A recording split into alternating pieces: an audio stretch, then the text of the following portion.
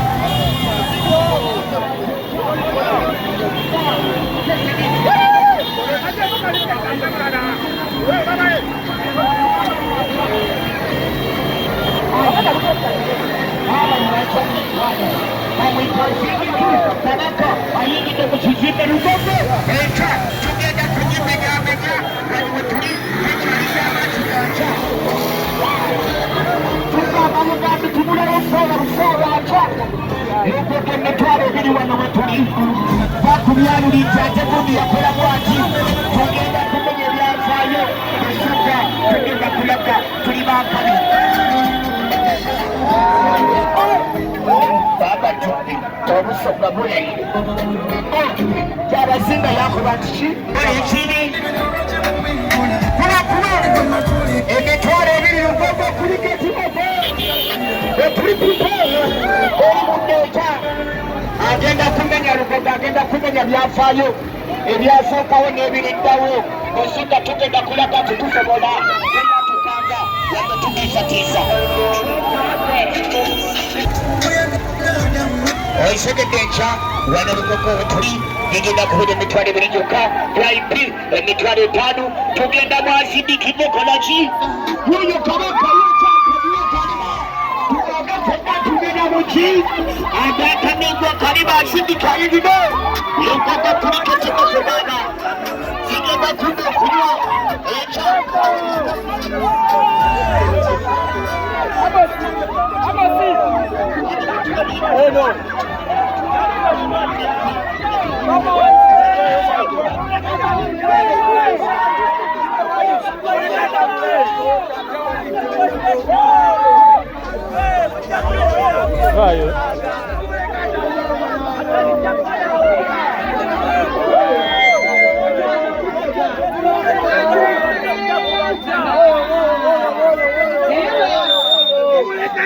Tuko kwa zile vocals za press conference ya semba unakuwa leo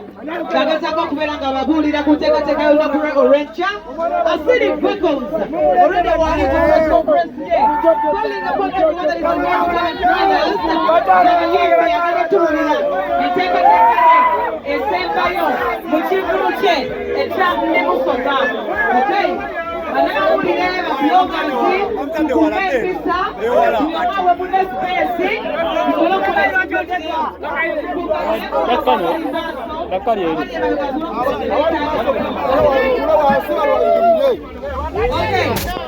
vocals mu kivulu kye ekya Nemusoga yeno press conference esembayo tetukyalanga lunaku tugamba kimu nti olunaku olw'enkya tugamba Lugogo Cricket Oval kigenda beera kya tabu nnyo ng'omwembe Omusoga asibuukuludde abantu okuva ejjinja n'ebitundu byonna byonna okulaga nti abantu abeidinda bakikola ne bakimala. Asindiki weguli asindika oye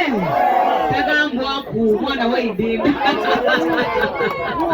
Anyways, tulina abantu ab'enjawulo right about now njagala twongereko nga tugula press conference yaffe eno ey'enjawulo. Amanya gange n'eddoboozi I know you know me nawe mpuliddeko bangeza ondabyeko ku TV. Imikandi Central African Diva gemanya gange the sexy eyes gemanya gange buli alina omudala leeteko tunobe nga tukozesa all the way from Sanyuka TV mbyene mu Uncut Kalakata Uncensored Unfiltered wamu ne Sandra Lya tubeerawo every TV Monday to Friday saa 2 ezekiro ne programs endala. Kale njatandika